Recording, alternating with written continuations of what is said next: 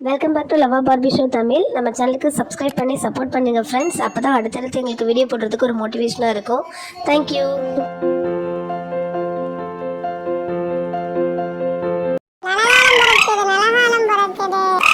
வீட்டுக்கு பெரிய ஆபத்து வரப்போகுது. ஜக்கம்மா சொல்றா நல்ல காலம் பிறக்குது. இந்த வீட்டு வாரிசுகளுக்கு பெரிய ஆபத்து காத்துட்டு இருக்கு. எச்சரிக்கையா இருக்க வேண்டிய நேரம். ஜக்கம்மா சொல்றா. என்ன அது, வீட்டுக்கு ஆபத்து வரப்போகுதா?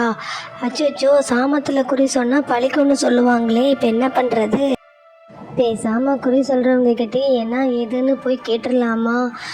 வேண்டாம், சாமத்தில் குறி சொல்கிறவங்க கிட்ட போய் நேரில் பேசக்கூடாதுன்னு சொல்லுவாங்க. இப்போ என்ன பண்ணுறது? ஐயோ, ரொம்ப மனசு கஷ்டமாக இருக்கே ஆண்டவா. அச்சோ, யாருக்கு என்ன ஆபத்து வரப்போகுதுன்னே தெரியலையே. இந்த குடுகுடுப்புக்காரர் சொன்னதுலேருந்து மனசெல்லாம் ஒரே கலக்கமாகவே இருக்குது. இந்த தனு வேற சொல்கிறதே கேட்காம பிக் பாஸில் பார்ட்டிசிபேட் பண்ண போயிட்டா. விடிஞ்சதும் முதல் வேலை அந்த பூச்சிப்பாட்டி கிட்ட போய் என்ன ஏதுன்னு விவரத்தை கேட்டுற வேண்டியதான். அப்போதான் மனசு நிம்மதியாக இருக்கும். இப்போ படுத்தாலும் தூக்கம் வராது. என்ன பண்ணுறது? சரி, படுப்போம்.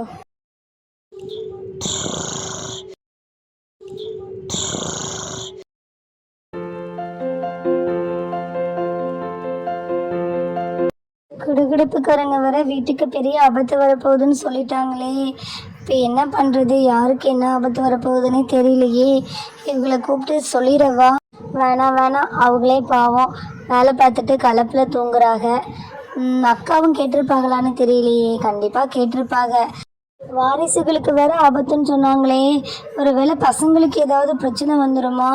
கடவுளே, அப்படிலாம் எதுவும் நடந்துடக்கூடாது.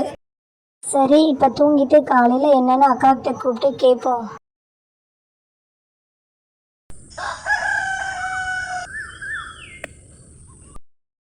என்னங்க, கிளம்பிட்டீங்களா? இதோ நானும் சமையலை முடிச்சுட்டு உங்களுக்கு சாப்பாடு எடுத்துகிட்டு வரேன். குடுகுடுப்புக்காரங்க சாமத்தில் வந்ததை இவங்க கிட்ட சொல்லவா வேண்டாமா? சரி, வேண்டாம், ஆஃபீஸ் கிளம்பிட்டாங்க. என்ன வானதி, சாப்பாடு எடுத்துட்டு வரேன்னு சொல்லிட்டு எதையும் யோசிச்சுட்டு உட்காந்துட்டு இருக்க? எதுவா இருந்தாலும் என்கிட்ட சொல்லு வானதி. அதெல்லாம் ஒன்றும் இல்லைங்க. சொல்ல மறந்துட்டேன் வானதி. ஆபீஸ் விஷயமா நான் ஒரு 10 நாள் வெளியூர் போக வேண்டியிருக்கு. இன்னைக்கே கிளம்பணும். அதனால எனக்கு சாப்பாடு இதெல்லாம் வேண்டாம். நான் இப்ப சாப்பிட்டு போனா டிராவல்ல ஒத்துக்காது. என்னங்க திடீர்னு வெளியூர் போறேன்னு சொல்றீங்க? ஆமா வானதி, எனக்கே திடீர்னு இப்பதான் சொன்னாங்க. ஏதோ அர்ஜென்ட் ஒர்க், ஒரு ப்ராஜெக்ட் இமீடியட்டா முடிக்கணும். சரி, நான் போயிட்டு சீக்கிரம் வந்துடுறேன். 10 நாள் தானே, சீக்கிரம் போயிரும். ஆமா, அண்ணி எங்க? ஆமாங்க, இன்னும் உங்க ரூமை விட்டு வெளியே வந்த மாதிரியே தெரியல. எந்திரிக்கலன்னு நினைக்கிறேன். சரிங்க, நீங்க கிளம்பி ரெடியா இருங்க, நான் போய் அவங்கள கூட்டிட்டு வரேன்.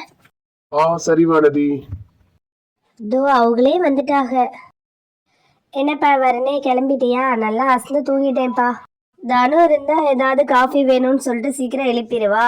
அவ வேற இல்லையா, நைட்டு வேற தூங்க லேட் ஆயிடுச்சு. அதான்ப்பா அசந்து தூங்கிட்டேன். நீங்க தனுவே நினைச்சிட்டு இருக்காதீங்க அண்ணி. தனு பிக் பாஸ் தானே போயிருக்கா, அவளுக்கும் இது ஒரு அனுபவமா இருக்கும். சரி அண்ணி, நான் வெளியூர் வேலைக்கு போறேன். நான் வர்றதுக்கு 10 நாள் ஆகும். வானதி பசங்களெல்லாம் பாத்துக்கோங்க அண்ணி. சிவா வேற வரேன்னு கால் பண்ணா அண்ணி. எப்படியும் சாயந்தரத்துக்குள்ள வந்துருவா. சரி அண்ணி, நான் கிளம்புறேன். நீ டைம் ஆயிடுச்சு. சரிப்பா வரனே, பார்த்து பத்திரமா போயிட்டு வா. சரி அண்ணி. சரி வானதி, போயிட்டு வரேன். சரிங்க, பார்த்து போயிட்டு வாங்க. அக்கா, உங்ககிட்ட எந்திரிச்ச உடனே ஒரு விஷயம் சொல்லணும்ட்டு இருந்தேன். நேற்று குடுகுடுப்புக்காரங்க வந்தாங்க. நீங்கள் கேட்டிங்களாக்கா அவங்க சொன்னது எல்லாத்தையும்? ஆமாம் வானதி, நானும் தான் கேட்டேன். நைட்டெல்லாம் எனக்கு தூக்கமே இல்லை. நீ வருண்கிட்ட எதுவும் சொல்லலைல்ல? இல்லைக்கா, அவங்கக்கிட்ட நான் எதுவுமே சொல்லலை. சரி, நீயும் பயப்படாத. நம்ம பூச்சி பாடிட்ட என்ன ஏதுன்னு கேட்போம். சரி வானதி, நீ வேலையெல்லாம் முடிச்சிட்டேன்னா சீக்கிரம் கிளம்பு. நானும் போய் ஃப்ரெஷ் ஆகிட்டு வரேன். போய் என்னன்ட்டு கேட்டுட்டு வந்துடலாம். சரிக்கா, நான் அதை போய் கிளம்புறேன்க்கா.